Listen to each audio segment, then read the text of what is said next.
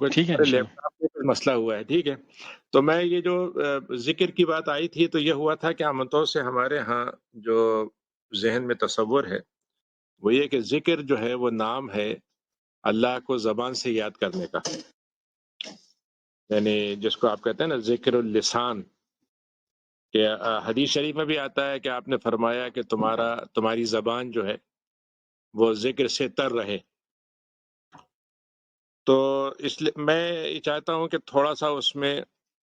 یعنی اس کی اصل میں ہم تھوڑی سی ڈیپتھ کیا ہے، اس کی گنجائش، یہ ذکر شروع کہاں سے ہوتا ہے اور کیوں ہمارے لیے ذکر ضروری ہے، اور ذکر کے یعنی جیسے کہ یہ کہ فنڈامنٹلز کیا ہیں اور اس کے کیا کیا ذریعے ہیں جس کے ذریعے سے ہم ذکر کرتے ہیں۔ تو اس کو اگر ہم غور کریں تو انسان کی ایک تو بنیادی طور پر ایک حقیقت یہ ہے کہ انسان سے اللہ تعالیٰ نے جب انسان کو پیدا کیا تھا تو اس سے ایک باقاعدہ اس سے ایک معاہدہ کیا تھا، جس کو قرآن مجید نے دو طرح سے بتایا۔ ایک تو یہ بتایا کہ ہم نے آدم کو جب پیدا کیا تو ان کو یہ کہا کہ تم ہمارے دنیا میں ہماری طرف سے تمہیں جانشینی کرنی ہے، خلیفہ بن کے ہمارے کام کرنے ہیں، ہمارے احکام پہ عمل کرنا ہے۔ اور اس کے سلسلے میں بہرحال وہ ایک وقت ہوا جس میں اللہ تعالیٰ نے پہلے تو سجدہ کروایا فرشتوں سے، پھر ان سے جنت میں رہتے ہوئے ان سے ایک بات سے روکا گیا لیکن وہ غلطی ہو گئی، پھر وہ توبہ بھی قبول کر لی، لیکن ان سے یہ کہا گیا کہ اب تمہارا جو اصل کام تھا خلافت کا وہ دنیا میں جا کے تمہیں پورا کرنا ہے۔ تو اس میں یہی کہا ہے کہ فَاهْبِطُوا، اب تم زمین میں اتر جاؤ، اور اب تمہارے پاس ہماری طرف سے جو یاد دہانی آئے گی اس کو تم مان لو گے تو اس کے بعد ہم تمہیں واپس جنت میں لائیں گے۔ تو یہ ایک معاہدہ تو حضرت آدم کے زمانے سے ہوا تھا۔ پھر اس کے بعد اللہ تعالیٰ نے قرآن مجید میں ایک اور جگہ بتایا ہے، یعنی اس میں قرآن میں ہے نا کہ فَإِمَّا يَأْتِيَنَّكُم مِّنِّي هُدًى فَمَن تَبِعَ هُدَايَ فَلَا خَوْفٌ عَلَيْهِمْ وَلَا هُمْ يَحْزَنُونَ، کہ ہم تمہیں ہدایت کی بات بھیجیں گے تو جس نے ہماری ہدایت کو مان لیا تو پھر اس کو کوئی خوف نہیں ہوگا، ہم جنت میں اس کو واپس لے آئیں گے۔ دوسرا وعدہ جو ہے اللہ تعالیٰ نے قرآن مجید میں ذکر کیا ہے کہ ہم نے آدم علیہ السلام کی تمام جو ذریت قیامت تک پیدا ہونے والی تھی، سب کی روحوں کو ہم نے پیدا کر دیا تھا، اور ہم نے ان کی روحوں کو ایک موقع پر اکٹھا سب کو حاضر کیا اور ان سے سب سے سوال کیا کہ الستو بربکم، کہ تم اس بات کو مانتے ہو کہ نہیں کہ میں تمہارا رب ہوں؟ تو ان سب نے اس بات کو کہا کہ ہاں، قالوا بلا، بالکل آپ کی بات صحیح ہے اور ہم مانتے ہیں کہ آپ ہمارے رب ہیں۔ قالوا بلا شہدنا، تو انہوں نے کہا ہم اس کی گواہی بھی دیتے ہیں۔ تو اللہ تعالیٰ نے کہا کہ ہم تمہاری اس گواہی کو مان لیتے ہیں، اب تم اس کے بعد آئندہ جب دنیا میں جاؤ گے اور وہاں پر تمہیں دنیا کی چیزیں ادھر ادھر بھٹکا دیں گی تو اس وقت مت کہنا کہ ہمیں تو پتہ ہی نہیں تھا کہ ہم نے کیا معاہدہ کیا تھا۔ ان تقولوا یوم القیامت انا کنا عن ھذا غافلین، تم جا کے قیامت کے دن کہو کہ ہمیں تو پتہ ہی نہیں تھا کہ ہم نے کیا معاہدہ کیا تھا۔ اور تقولوا انما جو ہے اشرک آباؤنا، اور یہ کہو کہ ہمارے باپ دادا کے زمانے سے ایک نظام چلا رہا تھا، ہم اسی میں چلتے رہے۔ افتہلکنا بما فعل المبطلون، تو اگر کچھ برے لوگوں نے کام کیا تھا تو آپ ہمیں کیوں ہلاک کرتے ہیں اس پر؟ تو اگر دیکھا جائے تو دنیا میں اگر آپ، میں ویسی پچھلی دفعہ ایک پروگرام تھا اس میں بھی بات کہی تھی میں نے، یہاں بھی ہو سکتا ہے اس کو آپ میں سے اگر کوئی شریک نہیں ہوا ہو تو کم سے کم اس کے لیے تو ٹھیک ہے، ورنہ دہرانے کی حد تک بھی برا نہیں ہے۔ اس دنیا میں جو فلسفہ آج کا دنیا کا فلسفہ ہے وہ بنیادی طور پر جو انسان کا انفرادی نظام ہے اور اجتماعی نظام ہے، یا یوں کہہ لیے دنیا چلانے کا جو نظام ہے، اس کا جو بہترین کانسیپٹ ہے وہ یہ ہے کہ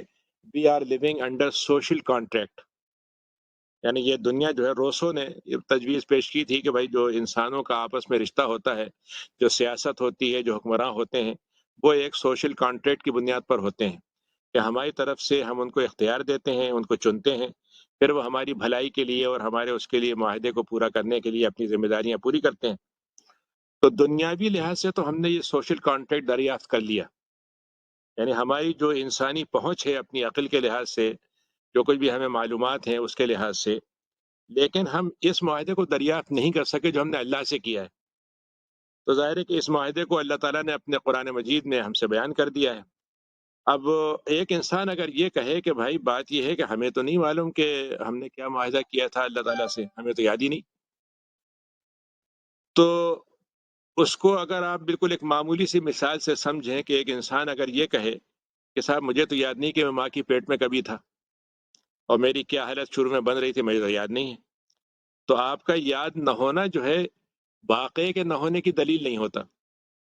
یعنی اگر آپ بھول گئے ہیں تو اس کا یہ مطلب نہیں کہ وہ واقعہ پیش نہیں آیا.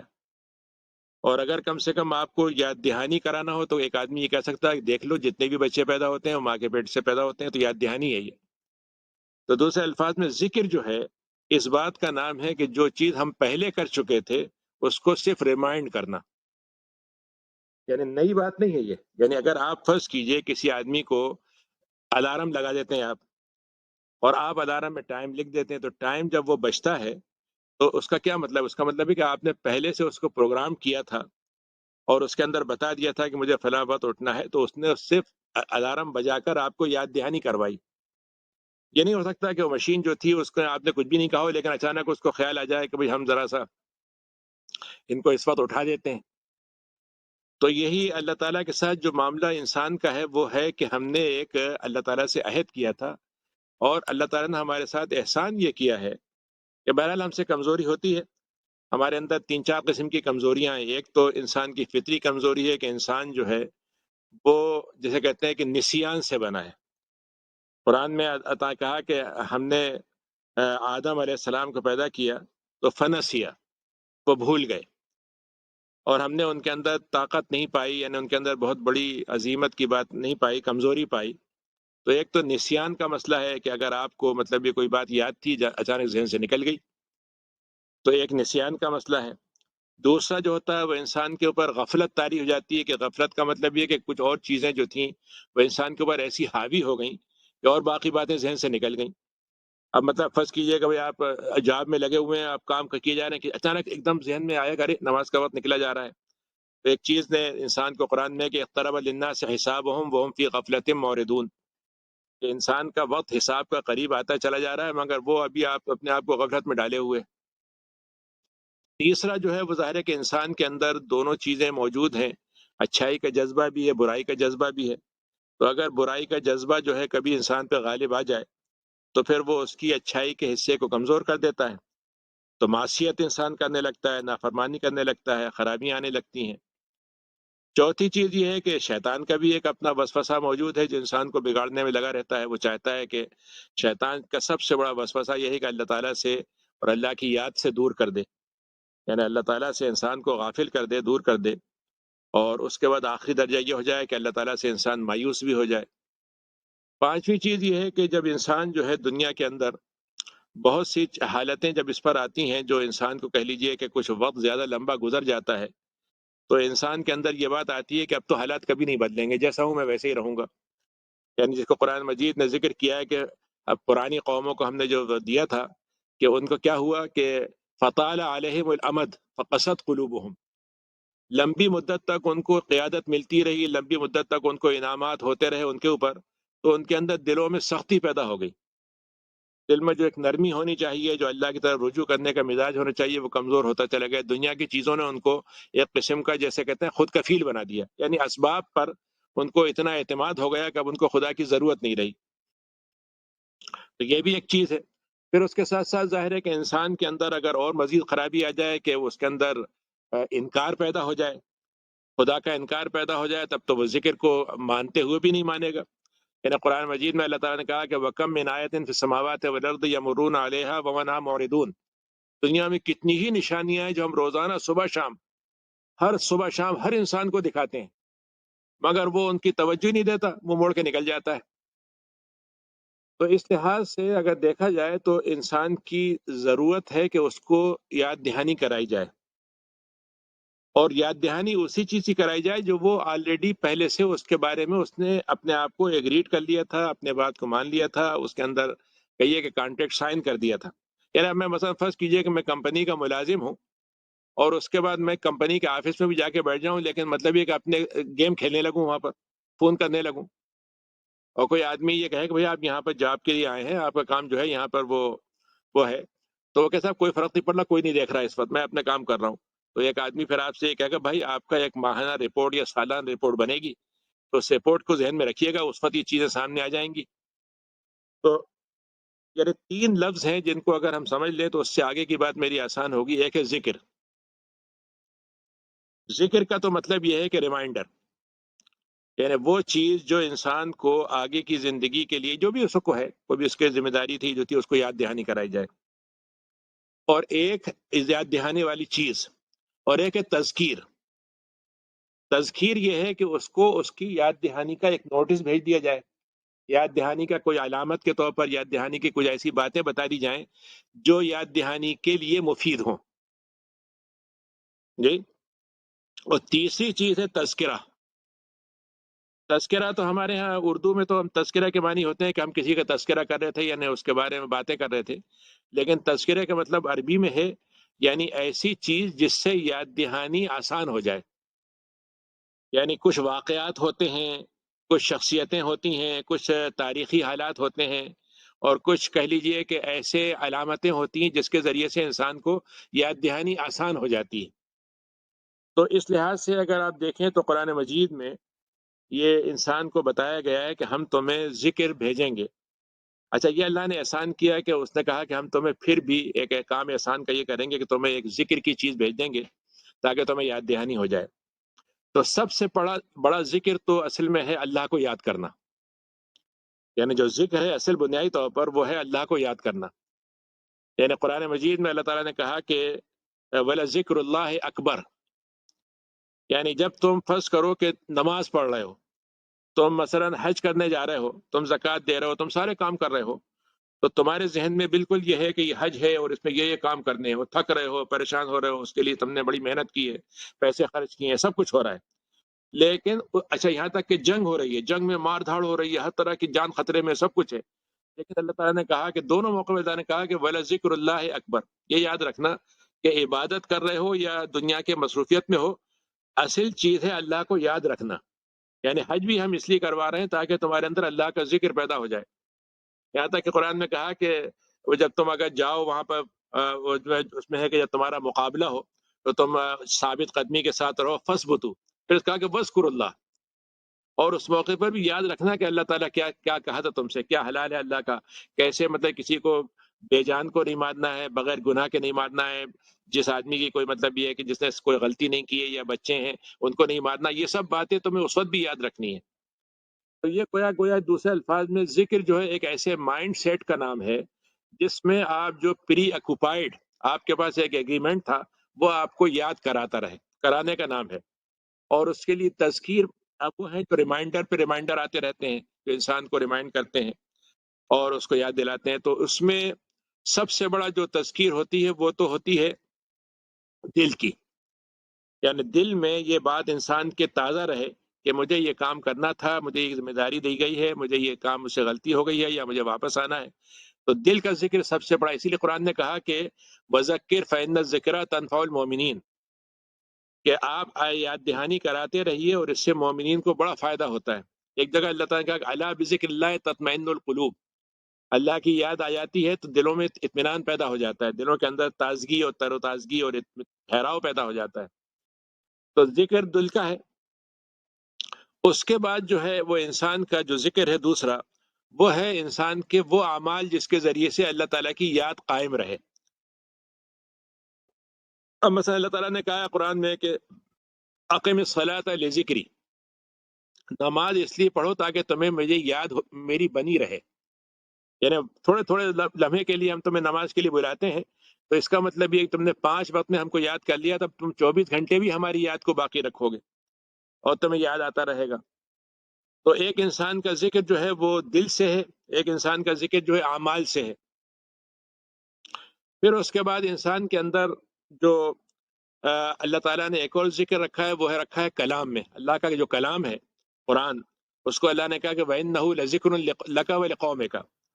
یہ قرآن جو ہے آپ کے لیے ذکر ہے، آپ کے لیے بھی اور آپ کی قوم کے لیے بھی اور تمام لوگوں کے لیے، یعنی قرآن کو اللہ تعالیٰ نے ذکر قرار دیا ہے۔ اب آپ ذکر کو اگر آپ دیکھیں تو قرآن مجید ذکر کیوں بنے گا؟ یعنی اس میں سب سے بڑی بات ہمیں یہ معلوم ہوتی ہے کہ اللہ تعالیٰ کیا ہے، اللہ تعالیٰ ہم سے کیا چاہتا ہے، ہم کیا ہیں ہمیں اللہ تعالیٰ نے کیوں بنایا ہے، ہماری کیا کمزوریاں ہیں، کیا ویک پوائنٹس ہیں، کن باتوں سے ہمیں فائدہ ہوتا ہے، کن سے نقصان پہنچتا ہے، دنیا ہمارے ساتھ کیا تعلق رکھتی ہے، دنیا سے ہمیں کیسا تعلق رکھنا ہے، دشمنی کیا ہوتی ہے، دوستی کیا ہوتی ہے، انصاف کیا ہوتا ہے، حق پرستی کیا ہوتی ہے، باطل کیا ہوتا ہے، یہاں تک کہ ہمیں یہ بھی یاد دہانی کرا دی گئی کہ اینٹی حق کیا ہوتا ہے. یعنی جہاں قرآن نے ہمیں ذکر دیا حق کا، وہیں ذکر دے دیا باطل کا بھی، کہ ہمارے اندر اللہ تعالیٰ نے یہ صفت پیدا کرنے کے لیے تیاری کی ہے، انتظام کیا ہے کہ ہمارے اندر حق اور باطل دونوں کی تمیز پیدا ہو جائے.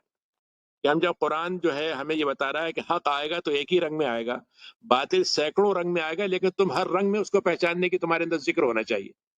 یعنی بالکل آپ دیکھیے کبھی کبھی ایسا ہوتا ہے کہ آپ ایک کام کر رہے ہوتے ہیں اور آپ کرنے والے ہوتے ہیں اور ایک دم آپ کو یاد آتا ہے کہ نہیں نہیں، یہ کام تو مجھ سے کہا گیا تھا، فلاں صاحب نے کہا تھا یہ کام مت کرنا، یہ ایسا نہیں ہو سکتا، اس پہ یہ خرابی ہو جائے گی. تو یہ جو آپ کو اچانک ایک چیز یاد آتی ہے، وہ گویا ایک انسان کے اندر بیٹھی ہوئی اچھائی کی جو جذبہ موجود ہے وہ کام کرتا ہے. پھر اس کے بعد اس کو ٹریگر کرنے کے لیے قرآن مجید کام آتا ہے. تو قرآن خود ایک ذکر ہے،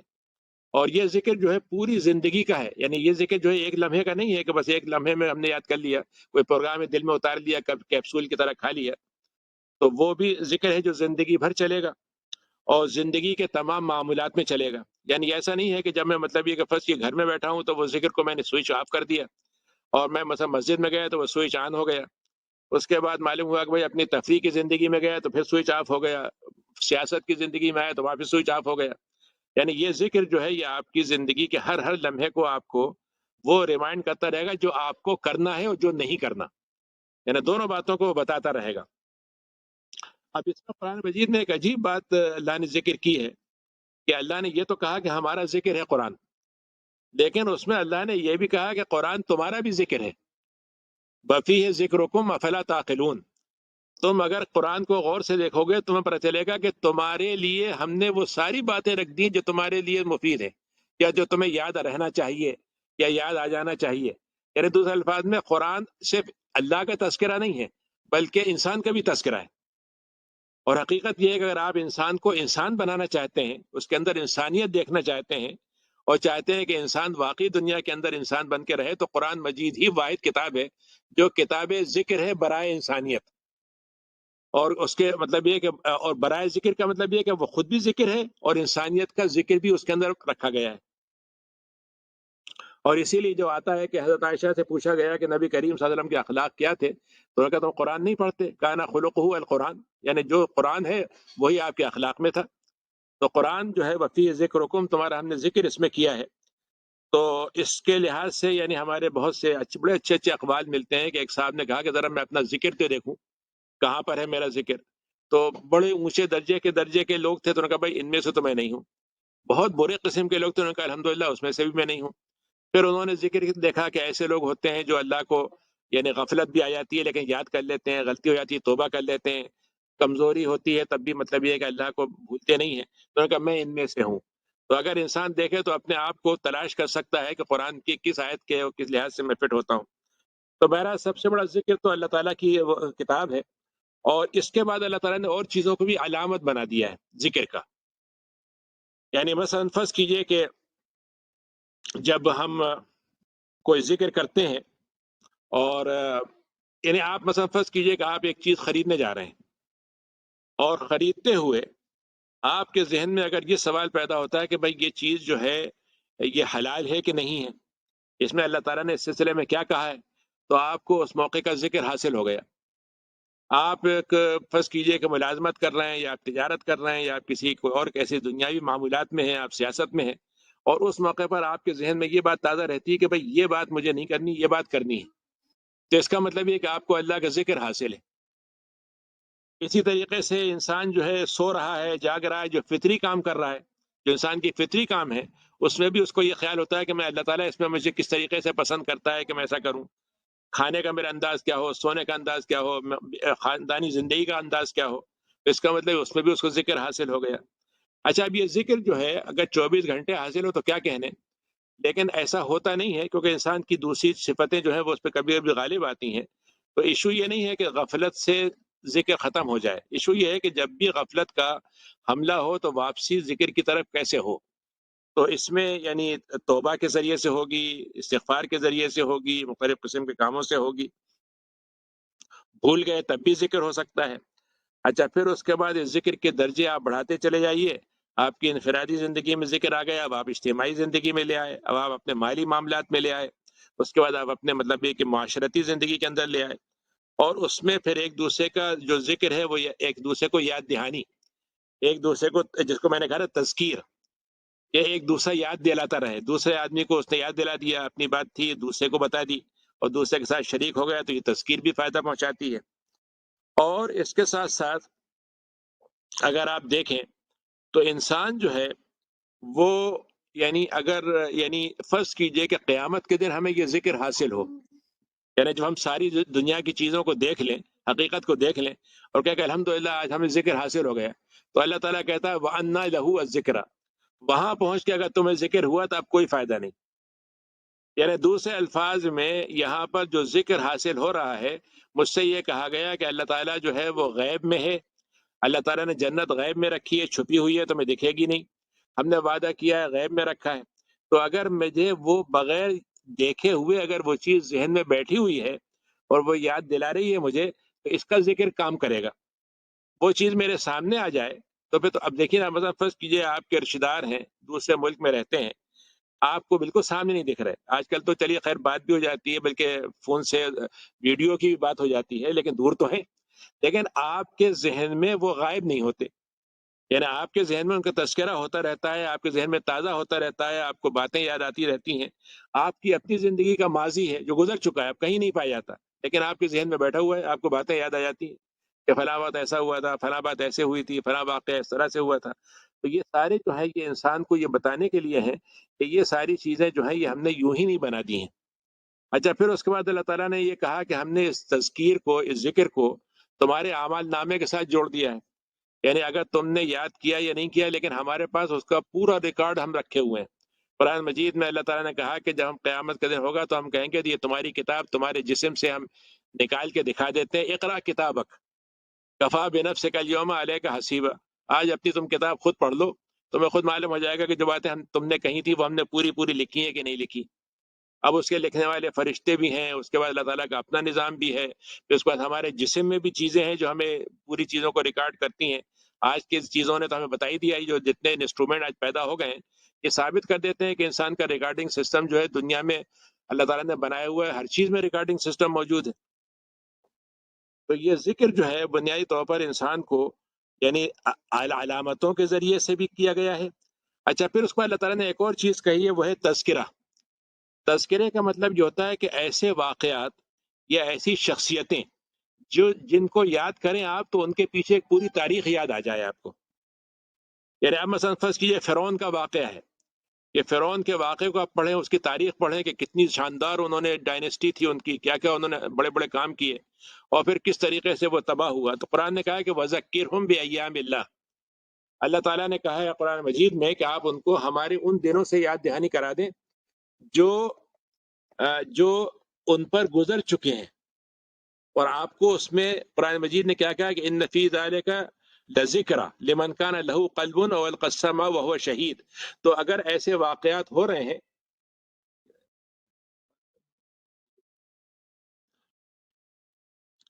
یعنی جو قرآن مجید میں اللہ تعالیٰ نے کہا کہ ان فی ذالک لذکر، اگر انسان کے اندر ذرا سی بھی یاد دہانی قبول کرنے کی صلاحیت ہے تو ان باتوں سے انسان کو فائدہ ہوگا۔ اسی کو ہم عبرت کہتے ہیں۔ عبرت کا مطلب کیا ہوتا ہے کہ اگر ایک آدمی کہیں جا رہا ہے اور راستے میں اس کو دیکھا اس نے کہ ڈچ میں ایک گاڑی گر گئی ہے، تو اس کے ذہن میں یہ واقعہ فوراً تازہ ہو جائے گا کہ اگر میں نے بھی اس کی طرح سے ذرا سا بے تکی قسم کی یا تیز ڈرائیونگ کی یا بریک غلط طریقے سے لگا دیا تو میں بھی ڈچ میں گر سکتا ہوں۔ تو یہ تذکیر ہے، یعنی انسان کو اس سے پہلے کہ وہ واقعہ میرے ساتھ ہو میں دوسرے کے ذریعے سے اپنے آپ کو یاد دہانی دلا دوں اور اپنے آپ کو بچا لوں اس سے پہلے کہ میں کسی ضرورت۔ اللہ نے کہا کہ ان فی ذالک لذکر، ایسی باتوں میں بڑی یاد دہانی مگر کس کو ہوگی؟ لمن کان لہ قلب او القى السمع وهو شہید، یہ اس کو یاد دہانی کام دے گی جس کا دل جو ہے دل متوجہ ہے، دل جو ہے وہ مردہ نہیں ہو گیا، غافل نہیں ہو گیا ہے، انکار کرنے والا نہیں ہو گیا، بلکہ سننے کا مطلب اس کا جسے کہہ لیجیے کہ اس کا میٹر آن ہے، اس کا سوئچ آف نہیں ہے۔ اور جس نے جب بات سنی تو کان میں پڑی نہیں، کان سے پڑی وہ نکل گئی، ایک کان سے سنی دوسرے کان سے نکال دی، بلکہ اس بات پر ٹھہر گیا، اس کو اس پہ تو غور کرنا شروع کیا، اس کے بعد کے نتائج نکالنا شروع کیا. تو اللہ نے بتایا کہ ذکرہ جو ہے وہ انسان کے اندر تذکرہ جو ہوتا ہے، تذکرے کا مطلب یہ ہے کہ ایسے واقعات ہم نے بنا دیے ہیں. اب مثلا آپ مکے جاتے ہیں تو آپ مکے میں تذکرہ کیا ہے، آپ کو پتہ چلتا ہے کہ یہاں پہ 5000 سال پہلے ابراہیم علیہ السلام نام کے ایک آدمی آئے تھے کہ انہوں نے تاریخ یہاں کی بنائی تھی اور ہم اس کا حصہ بننے جا رہے ہیں. یہاں پر آپ طواف کرتے ہیں تو آپ کو معلوم ہوتا ہے کہ اچھا نبی کریم نے اسی جگہ پہ طواف کیا تھا، ہم اسی جگہ طواف کر رہے ہیں. تو اس کے بعد آپ مطلب یہ کہ اور واقعات ہوتے ہیں تو آپ کو وہ چیزیں یاد دلاتی چلی جاتی ہیں. تذکرے کا مطلب یہ ہوتا ہے کہ جس تاریخ کو یاد دلا کر ایک اہم نتیجے کی طرف انسان کو اشارہ کر دیا جائے کہ یہ واقعہ ان کے ساتھ ہوا تھا اور یہ ہمارے ساتھ بھی ہو سکتا ہے. اسی طریقے سے اگر آپ دیکھیں تو بعض شخصیتیں ہوتی ہیں، کیا حدیث میں بھی آتا ہے کہ آپ نے فرمایا کہ بعض بندے اللہ کے ایسے ہوتے ہیں جن کو دیکھ کے اللہ تعالیٰ یاد آ جائے. یعنی دوسرے الفاظ میں ان کی زندگی ایسی ہوتی ہے کہ ان کو دیکھ کر آدمی کو یہ خیال ہوتا ہے کہ ہاں بھائی اللہ کے بندے ایسے ہوتے ہیں. اب آپ دیکھیے کہ حدیث میں جیسے آپ نے فرمایا کہ آپ نے کہا کہ میں تم کو قبرستان جانے سے روکا تھا، لیکن اب تمہیں میں اس کی اجازت دیتا ہوں کہ فَإِنَّهَا تُذَكِّرُ الْآخِرَةَ، کہ تم وہاں قبرستان چلے جائے کرو، موت کو یاد کرو تو یہ موت جو ہے تمہیں آخرت کی یاد دلائے گی. تو اس طریقے سے اگر آپ دیکھیں تو اللہ تعالیٰ نے تذکیر کے ہزاروں سامان رکھے ہوئے ہیں. کچھ وہ حصے ہیں جو مطلب یہ کہ دین کے ذریعے سے ہمیں ملتے ہیں، کچھ حصے وہ ہیں جو فطرت کے اندر موجود ہیں، اور کچھ چیزیں وہ ہیں جو ہم محسوس کریں تو ہمیں مل جائیں گے. لیکن جو اس کا سب کا مسئلہ یہ ہے کہ اگر آپ یہ دیکھیں کہ دنیا کے اندر تذکیر کے درجے الگ الگ ہیں. بھلے ایک آدمی نے ایک واقعہ دیکھا تو اس نے چھوٹا سا تذکرہ حاصل کر لیا، دوسرے نے اس سے زیادہ کر لیا، سائنسداں ہے تو اس نے اس کے اندر سے بہت سی اور چیزیں دریافت کر لی. لیکن جو چیز اللہ تعالیٰ تذکرے کے طور پر ہم سے چاہ رہا ہے وہ یہ ہے کہ جس کے ذریعے سے ہمارے اندر ایمان بیدار ہو جائے. یعنی ہم سے واقعے کو، واقعے کے اندر جو کچھ بھی دنیاوی اور مادی اسباب تھے وہ تلاش کر لیے تو یہ تذکرہ ہو گیا دنیا کے لحاظ سے. لیکن اصل تذکرہ یہ ہے کہ یہ اللہ نے ایسا کیوں کیا، یعنی یہ واقعہ جو پیش آیا تو ایسے کیوں پیش آیا اور اس کے پیچھے اللہ تعالیٰ کی طرف سے کیا حکمت ہے، کیا اس کے پیچھے، اور ہمیں اس سے کیا سیکھنا چاہیے. یعنی دونوں واقعات، کہ واقعے کو بھی دیکھ لیا اور واقعے سے ہم اپنے لیے کیا عبرت لیں. تو یہ تذکیر جو ہے بنیادی طور پر انسان کو اپنے لیے حاصل کرنے کا جو مسئلہ ہے وہ سب سے بڑی قیمتی چیز ہے جو انسان کو ان چیزوں سے حاصل ہوتی ہے. اور انسان جو ہے وہ دنیا میں رہتے ہوئے کبھی بھی یہ اللہ تعالیٰ سے یہ نہیں کہہ سکتا کہ صاحب مجھے تو کسی بھی موقع پر آپ کی یاد دلانے والی کوئی چیز ملی ہی نہیں تھی. یعنی ہمارے آج کل یہ بہت سوال ہوتا ہے کہ صاحب بہت سے لوگ ہیں جن کو اسلام کی دعوت نہیں پہنچی تو اللہ تعالیٰ ان کو جہنم میں کیسے ڈالے گا، ان کو سزا کیسے دے گا. تو بات یہ ہے کہ اللہ تعالیٰ تو یعنی یہ بات خود اللہ نے وعدہ کیا ہے کہ جب تک ہم حجت اپنی پوری نہیں کر لیں گے، بات پہنچا نہیں دیں گے، ہم کسی کو سزا نہیں دیں گے. لیکن یہ بات جو ہے کیسے پوری کرتا ہے اللہ تعالیٰ یہ ہمیں نہیں معلوم. یعنی اس دنیا کے اندر ہمیں نہیں معلوم کہ کس کے دل میں کتنے ہی لوگ ہوتے ہیں جن کے دل میں ہزاروں واقعات ہوتے ہیں اور واقعات سے وہ فوراً اس نتیجے میں پہنچتے ہیں کہ بھائی دنیا میں اب جیسے اب آج کل یہ واقعات ہو رہے ہیں، جو کچھ بھی ہو رہے ہیں اس میں یہ ذہن میں خیال تو آتا ہے کہ بھائی لگتا ہے کوئی اور طاقت تو ہے جو یہ کام کر رہی ہے، ہماری طاقت اس کے آگے بے بس ہو گئی ہے. لیکن یہاں تک آ کے انسان جب رک جاتا ہے تو اس کا تذکیر کا جو کنیکشن ہے وہ ٹوٹ جاتا ہے.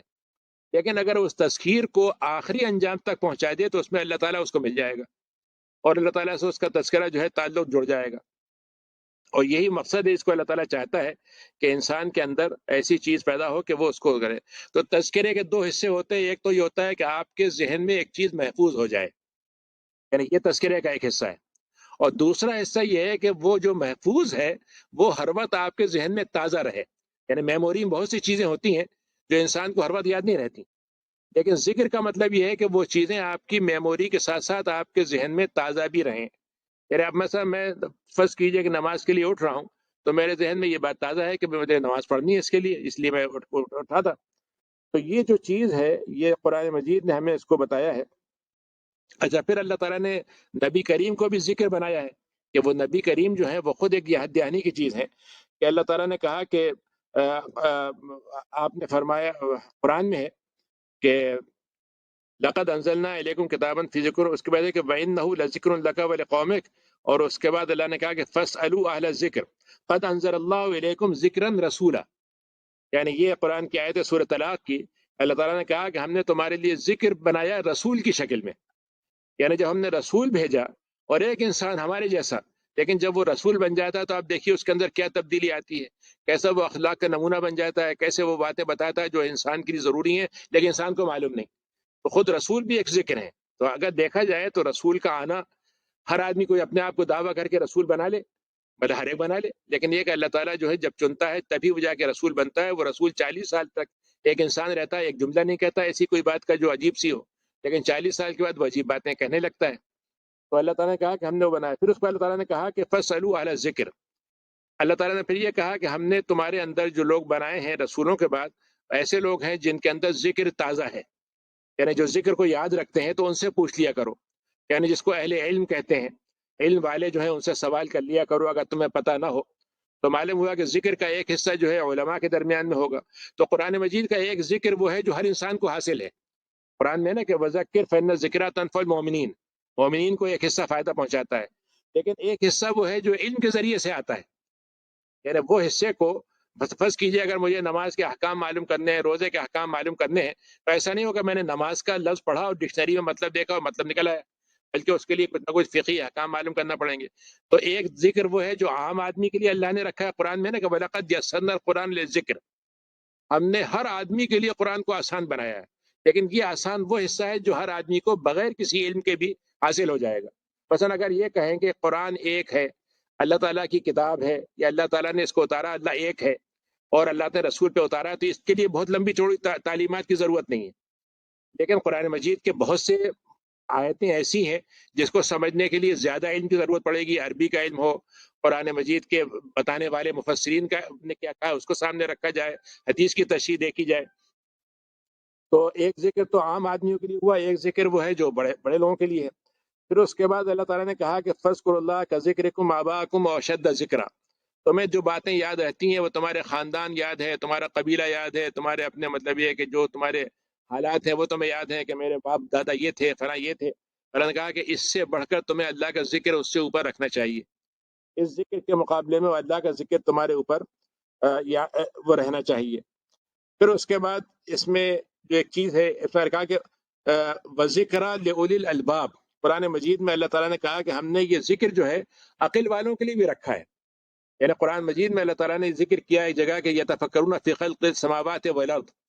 جو لوگ زمین کائنات میں، زمین میں، انسانوں میں اپنے اندر غور کرتے ہیں، تو ان کو یہ بات اگر وہ یاد دہانی مان لیں، اللہ تعالیٰ کی یاد دہانی وہ قبول کر لیں، تو ان کی عقل اس بات پہ گواہی دے گی کہ یہ اللہ نے پیدا کیا ہے، اور یہ اللہ تعالیٰ نے کسی حکمت کے بغیر پیدا کیا، یہ دنیا بیکار کے لیے نہیں پیدا کی، یہ رینڈم نہیں پیدا ہو گئی کہ اچانک پیدا ہو گئی اور بلا سبب سب کام ہو رہے ہیں، کوئی اس کے اندر کوئی پروگرام نہیں ہے، کوئی نتیجہ نہیں ہے، کوئی اس کا آخری انجام نہیں ہوگا۔ تو اللہ تعالیٰ نے کہا کہ رحمتاً و ذکریٰ لأولی الالباب، ہم نے یہ رحمت کے طور پر آپ کو کیا ہے تاکہ عقل والے اس سے تذکیر حاصل کریں۔ پھر اس کے بعد اللہ نے کہا کلا انہا تذکرہ فمن شاء ذکرہ، یہ تذکرہ ہے یا دہانی ہے، اب تمہاری مرضی ہے قبول کرو نہ کرو۔ اب اس میں ایک مسئلہ یہ ہوتا ہے کہ جیسے بہت سے لوگوں کے ذہن میں ایک سوال ہوتا ہے کہ بھئی یہ کیا بات ہے کہ اسلام سب سے اچھا دین ہے، واقعی دین ہے، حقیقی دین ہے، اس کے علاوہ کہیں حق نہیں ہے، لیکن پھر اتنے لوگ مانتے کیوں نہیں ہیں؟ مثلا ایک سوال ہوتا ہے نا کہ ایک آدمی یہ کہ صاحب یہ کوئی بات ہونا تو یہ چاہیے تھا کہ ہر آدمی کو اس کو مان لینا چاہیے تھا، یعنی اگر حق ہے تو سب کو مان لینا چاہیے تھا۔ تو بات یہ ہے کہ وہ تو اگر حق کو مان لینے کے لیے اللہ تعالیٰ قانون اپنا استعمال کرتا، اپنی طاقت استعمال کرتا، مجبور کرتا تو وہ تو ہو جاتا، لیکن اللہ تعالیٰ نے یہ رکھا ہے کہ ہم تمہیں مرضی پہ چھوڑتے ہیں کہ تمہاری مرضی ہے، تم مانو یا تمہارا نہ مانو۔ تو اب بات یہ ہے کہ نہ ماننا جو ہے وہ اس کا ثبوت نہیں ہے کہ قرآن کے اندر تذکیر کی اہمیت نہیں تھی یا اس کے اندر صلاحیت نہیں تھی، بلکہ اس کا مطلب یہ ہے کہ وہ دوا صحیح تھی لیکن ہم اس کو صحیح طریقے سے استعمال نہیں کر رہے تھے۔ اب یہاں سے جو بات میں جوڑنا چاہتا ہوں وہ یہ ہے کہ قرآن میں اچھا اس میں بڑی دلچسپ بات اللہ نے کہی کہ اذکروا نعمتی، میری نعمتوں کو یاد کرو، اور نعمتوں کو یاد کرو کا مطلب یہ ہے کہ تم نعمتوں کو یاد نہیں کرو بلکہ نعمتوں کو یاد کر کے میرا حق ادا کرو، یعنی شکریہ ادا کرو، مجھے یاد کر۔ تو قرآن میں ہے کہ نعمت التی انعمت علیکم، کہ میں نے جو نعمتیں کی ہیں، تو اس میں دوسری جگہ اللہ نے کہا کہ فاذکرونی اذکرکم، تم مجھے یاد رکھو گے میں تمہیں یاد رکھوں گا۔ اب یہ بڑی دلچسپ بات ہے کہ انسان جو ہے وہ مطلب کا پجاری ہوتا ہے، جب کسی سے مطلب پڑ جاتا ہے تو اس کے بعد وہ اگر کوئی آدمی ہے جس پر چلے کہ صاحب یہ آدمی کبھی جان پہچان نہیں ہوگی، کبھی تعلق نہیں ہوگا، لیکن ایسا اس کے قریب ہوگا کہ جیسے اسے چاہنے والا نہیں، لیکن جب مطلب پورا گیا پھر بھول جائے گا۔ تو اللہ تعالیٰ نے ہم سے یہ کہا کہ تمہارا معاملہ ہمارے ساتھ اتنا ہونا چاہیے جتنا تم ہم چاہتے ہو کہ ہم تمہیں یاد کریں۔ تو اب اس میں حدیث شریف میں آتا ہے جیسا آپ نے فرمایا کہ ایک آدمی ہے جو فرشتوں کو آواز آتی ہے اس کے پکار لگانے کی، تو وہ کہتے ہیں بھائی یہ آدمی جو تھا یہ ہم نے اس کی آواز اس سے پہلے کبھی سنی نہیں تھی، پتہ نہیں کون صاحب ہے یہ۔ تو وہ کہتا ہے بھائی ٹھیک ہے اللہ میاں آپ سن لیجیے گا، آپ دیکھیے گا آپ کیا کہتے ہیں اس کے بارے میں۔ ایک آواز ہے جو وہ آواز آتی ہے تو فرشتے کہتے ہیں یہ تو ہم نے اس سے پہلے بھی سنی تھی، تو اللہ میاں ہماری بھی سفارش ہے کہ آپ اس کی بات ضرور سنیے گا۔ تو بات یہ ہے کہ مجبوری میں اللہ کو یاد کرنا ایک الگ بات ہوئی، اور اللہ کو یاد رکھنا اور یاد کرتے رہنا یہ ایک الگ چیز ہے۔ یہاں پر قرآن نے یہی کہا کہ تم مجھے یاد رکھو میں تمہیں یاد رکھوں گا۔ اچھا ظاہر ہے میں یاد رکھوں گا بطور بندے کے، اور وہ مجھے یاد رکھے گا بطور خدا کے، یعنی اس کا مطلب یہ ہے کہ مجھے جو اس کی یاد دہانی ملے گی وہ یاد دہانی صرف یہ نہیں ہوگا اس کا ایسا جیسے فرض کیجئے کہ بھائی میں نے اللہ کو یاد کیا کہ اللہ میاں آپ خدا ہیں، بندہ اللہ میاں کہ ہاں ٹھیک ہے تم میرے بندے ہو، یاد کر لیا میں نے، بات اس سے تو ختم نہیں ہوگی۔ میں تو یہ کہوں بندگی کے کچھ مجھے آپ سے مطالبے ہیں، کچھ ضرورتیں ہیں، اس موقع پر آپ یاد کریں گے تو اللہ تعالیٰ کی یاد کرنا میرے لیے مفید ہوگا۔ تو یہاں سے وہ بات شروع ہوتی ہے جو اصل بات ہوئی تھی کہ بھائی ذکر جو ہے زبان کا کیا ہے، ذکر لسان۔ تو دعا جس کو ہم کہتے ہیں وہ زبان کا، یعنی انسان کی جو زبان ہے اس کا وہ ہے کہ ہم زبان سے اللہ تعالیٰ کو یاد کریں، اس کو کہتے ہیں دعا کرنا یا ذکر کرنا۔ ہمارے یہاں عام طور سے مسئلہ یہ ہوا ہے کہ ہم نے ذکر کو جیسے میں نے بتایا تھا کیسے زبان سے ہم جو کلمات کہہ دیتے ہیں بس اسی کو ہم ذکر سمجھتے ہیں، ٹھیک ہے نا، جبکہ اب آپ اس پورے تاثر کو جو اللہ کے یاد، اللہ کے احکام کی یاد، اللہ کے ساتھ زندگی بھر کی یاد کے ساتھ جب آپ اپنے دعا کے ساتھ جوڑیں گے تو دعا کا مطلب یہ ہوا کہ مجھے جو میرے دل میں ایک احساس ہے اللہ تعالیٰ کی عظمت کا وہ زبان سے نکل رہا ہے، یعنی زبان جو ہے وہ صرف تنہا عبادت نہیں کر رہی ہے اللہ کی یاد کر کے، بلکہ میرا پورے جسم کے ایک ایک عضو جو ہے، ایک ایک حصہ وہ اس کو یاد کر رہا ہے، زبان اس کی صرف ترجمانی کر رہی ہے۔ اچھا اس میں پھر یہ ہے کہ انسان جو اللہ تعالیٰ سے ذکر کر رہا ہے تو اس کے کئی طریقے ہیں، ایک تو یہ کہ وہ عبادت کر رہا ہے، نماز پڑھ رہا ہے تو وہ ایک ذکر ہے، قرآن پڑھ رہا ہے تو وہ ایک ذکر ہے، لیکن اس کی اپنی ضرورتیں بھی ہیں، وہ اللہ تعالیٰ سے کچھ سوالات ہیں، اس کے کچھ محتاجی ہے، کچھ ضرورت مندی ہے، اس کے لیے وہ اللہ تعالیٰ سے جو سوال کرتا ہے تو یہ بھی ذکر میں آئے گا۔ تو اب اس کو ہم دعا کرنا کہتے ہیں۔ قرآن مجید میں اللہ تعالیٰ نے دعا کی بہت اہمیت بیان کی، یہاں تک بیان کی ہے کہ قرآن نے کہا کہ ادعونی، تم مجھے پکارو میں تمہاری دعا ضرور قبول کروں گا۔ اور اللہ تعالیٰ کہا کہ قل عباد وہ ہے کہ وہ جنہوں نے زیادتیاں بھی کی ہیں اگر ان سے وہ مجھ سے مانگیں گے تو میں ان کو معاف کر دوں گا۔ پھر اللہ نے کہا کہ اللہ تعالیٰ نے کہا کہ آپ بندوں کو فرما دیں کہ انہیں جب ضرورت ہو، جس وقت جیسی بھی حالات ہوں، جس طرح کی بھی ضرورت ہو، بس مجھے پکاریں اور میں ان کی پکار کو سنوں گا۔ پھر اسی میں ایک بات اللہ تعالیٰ نے اور بھی یہ کہی کہ جب تم مجھ کو پکارتے ہو تو میں دعا قبول کرتا ہوں، لیکن اس کے بارے میں ہمارے اندر حدیث شریف میں ہے کہ آپ نے فرمایا کہ جب تم اللہ تعالیٰ کو پکارو تو تمہارے اندر یہ یقین ہونا چاہیے کہ اللہ تعالیٰ تمہاری دعا ضرور قبول کرے گا، اور تمہیں یقین ہو اس بات پر۔ یعنی یہ نہیں ہے کہ بھائی اللہ میاں پتہ نہیں اتنی دفعہ مانگا تھا سنا ہی نہیں، انہوں نے جواب ہی نہیں دیا، پتہ نہیں ہوا، بلکہ یہ کہ وہ حالانکہ حدیث شریف میں اس کی وضاحت کر دی گئی ہے کہ دعا قبول کرنے کے 3 طریقے ہیں، یا تو اللہ تعالیٰ اس کو اسی بات کو قبول کر لیتا ہے جو چاہتا ہے انسان، یا اس سے بہتر دے دیتا ہے، یا بالکل نہیں دیتا لیکن بعد میں قیامت میں اس کا اجر اس کو بہت زیادہ مل جائے گا قبول نہ ہونے کی وجہ سے، لیکن یہ بھی ایک قبولیت ہے۔ تو اب اس لحاظ سے اگر دیکھا جائے تو انسان کی جو دعا کا تعلق ہے اللہ تعالیٰ سے وہ اصلاً ہے دل کی یاد دہانی رکھنے کا، اور اللہ تعالیٰ کو اب میں مثلا فرض کیجئے کہ میں یہ مانگوں کہ اللہ میاں میں چوری کرنے کے لیے دعا مانگ رہا ہوں آپ سے کہ مجھے چوری کی توفیق دے، اس کا مطلب یہ ہے کہ میرے ذہن میں یہ چوری کا تصور بیٹھے ہی نہیں ہے کہ وہ حرام ہے کہ نہیں ہے، لیکن جب میں مسلمان کے طور پر ہوں گا تو میں یہ کہہ ہی نہیں سکتا کہ اللہ میاں میں بسم اللہ پڑھ کے چوری کرنے جا رہا ہوں، یعنی اس طرح سے ہو ہی نہیں سکتا۔ تو تذکیر جو ہے دل میں آپ کے موجود ہے کہ نہیں یہ کام تو ہو ہی نہیں سکتا، اللہ تعالیٰ پسند ہی نہیں کرے گا تو میں اس کی دعا بھی نہیں مانگوں گا۔ اسی لیے دعا کے بارے میں آتا ہے کہ وہ دعا جو ہو وہ معصیت کی نہ ہو، کسی قسم کے قطع تعلق کی نہ ہو، کسی کا مطلب کوئی حرام کام کی نہ ہو، وہ صحیح دعا ہو اور انسان سے مانگے۔ دوسری بات جو دعا میں ہے وہ یہ ہے کہ دعا کے ساتھ ساتھ دوا بھی ضروری ہے، یعنی جہاں پر اللہ تعالیٰ نے ہم سے یہ کہا ہے کہ مجھ سے دعا مانگو،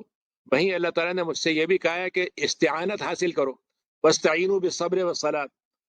چیزوں سے مدد حاصل کرو۔ اور اللہ تعالیٰ نے جب یہ کہا کہ ہم آپ سے مدد مانگتے ہیں قرآن میں نا کہ ایاک نعبد و ایاک نستعین، ہم آپ سے مدد حاصل کرتے ہیں، تو اسی میں حدیث کے میں بتا دیا گیا ہے کہ انسان کا جو اب جانور ایک آدمی نے چھوڑ دیا اور کہا کہ میں نے اللہ پہ توکل کر لیا، تو آپ نے کہا کہ پہلے اس کو رسی سے باندھ دو پھر توکل کرو. تو معلوم یہ ہوا کہ استعانت اللہ تعالیٰ کی جو ہے وہ ہے مدد کے دو چیزوں کی ہے. ایک تو مدد کے اسباب فراہم کرنے کی اور اسباب سے نتیجہ پیدا کرنے کی. یعنی ہم دونوں باتیں اللہ سے مانگتے ہیں کہ اسباب بھی ہمارے پاس فراہم ہو جائیں کہ ہم وہ کر سکیں، اور اسباب سے آپ نتیجہ نکال دیں. یعنی اگر میں نے درخت بویا ہے تو درخت کا بیج میں لگا دوں گا، پھر اللہ سے کہوں گا اس کو درخت بنا دیجیے، اور جب درخت بن جائے تو میں اس سے اللہ سے دعا کروں گا کہ یہ پھل دینے والا بن جائے. تو یہ استعانت جو ہے دوا اور دعا دونوں کی ہے کہ اس کے اسباب بھی فراہم ہو اور اس کے ساتھ ساتھ دعا بھی ہو. تیسری چیز جو ہے وہ ہے توکل. دعا کے ساتھ توکل بڑا ضروری ہے. توکل کیا ہے؟ کہ میں سارے اسباب پہ بہت زیادہ بھروسہ کر رہا ہوں، بالکل کر رہا ہوں، کوئی مسئلہ نہیں ہے، لیکن میرا اصل بھروسہ جو ہے اسباب کے رب پر ہونا چاہیے، رب الاسباب پر. یعنی اسباب جو ہیں دنیا کے جتنے ذرائع ہیں ان کو حاصل کرنے کا پورا میرے پاس ہونا چاہیے. قرآن حدیث میں حضرت عبداللہ بن عباس کو آپ نے وصیت کی اور یہ کہا کہ استعین باللہ ولا تعجز، تم اللہ تعالیٰ سے مدد بھی حاصل کرو لیکن اپنی طرف سے جتنا بھرپور کر سکتے ہو اس میں کمی مت کرو. تو معلوم یہ ہوا کہ اسباب اور رب الاسباب کے بیچ میں توازن بڑا ضروری ہے. یعنی مثلا فرض کیجئے کہ میں آپ کو ایک لطیفہ سناتا ہوں. ہمارے یہاں ہمارے شہر میں ایک بہت بڑے بزرگ تھے،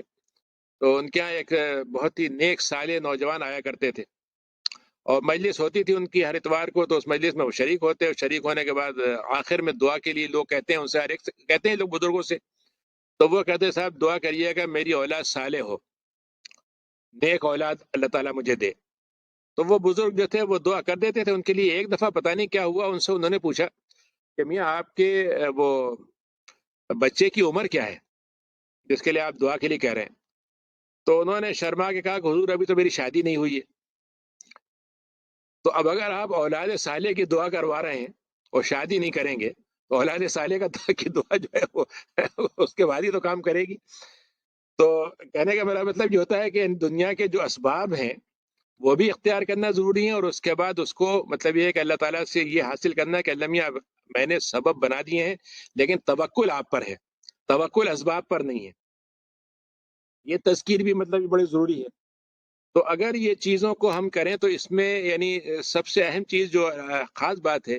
کہ نبی کریم صلی اللہ علیہ وسلم کی زندگی میں اگر آپ دیکھیں گے تو جتنے بھی آپ کو رہنمائیاں ملتی ہیں اس میں سے ایک بہت بڑا حصہ جو ہے دعاؤں کا ہے.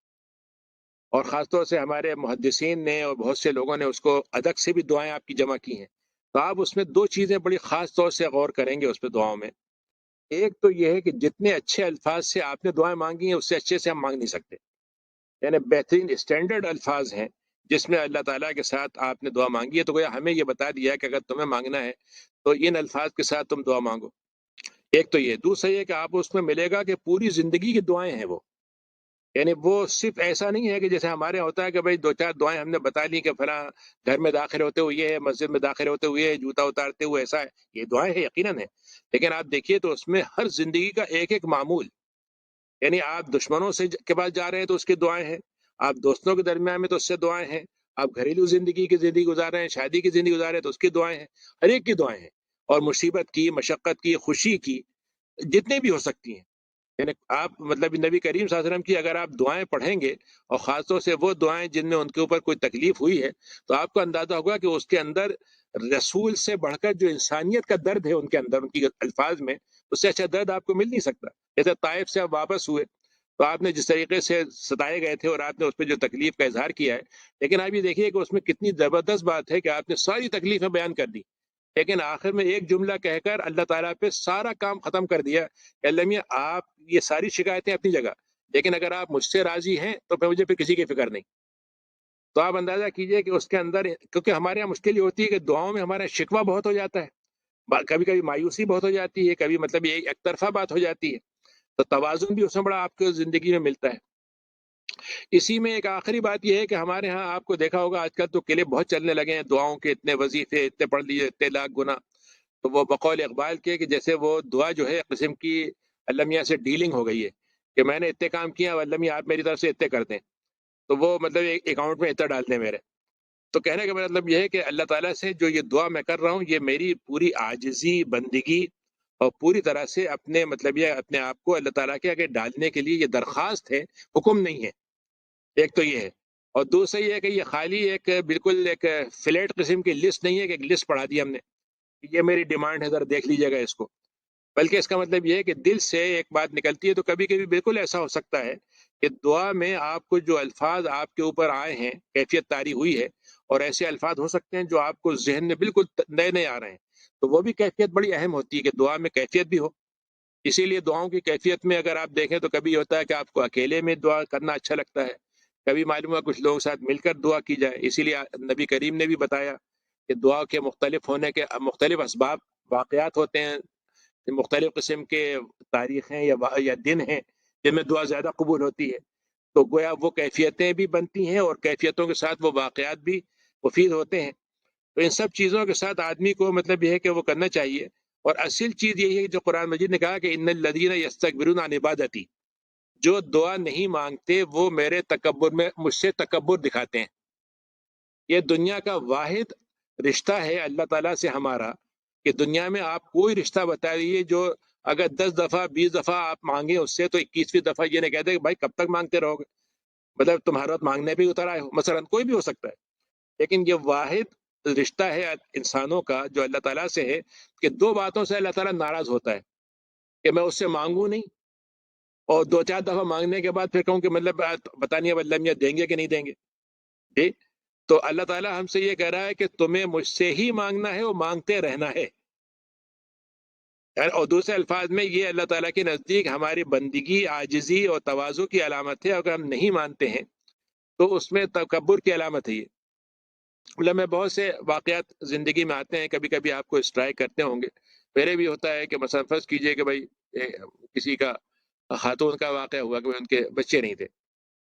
ٹھیک ہے. اب آپ کو ہوتا ہے نا کہ ایک آدمی کو عجیب سا لگتا ہے کہ بھائی ان کے بچے نہیں ہیں، تو کبھی کبھی آدمی کے ذہن میں ہوتا بھی ہے کہ بھائی اللہ میاں نے ان کو ساتھ وہ نہیں کیا، کیا ہوا، کوئی بات ہوئی ہوگی. لیکن جیسے ایک آدھ دفعہ ہم نے کسی خاتون سے سنا کہ بھائی ہم نے تو کبھی دعا ہی نہیں کی.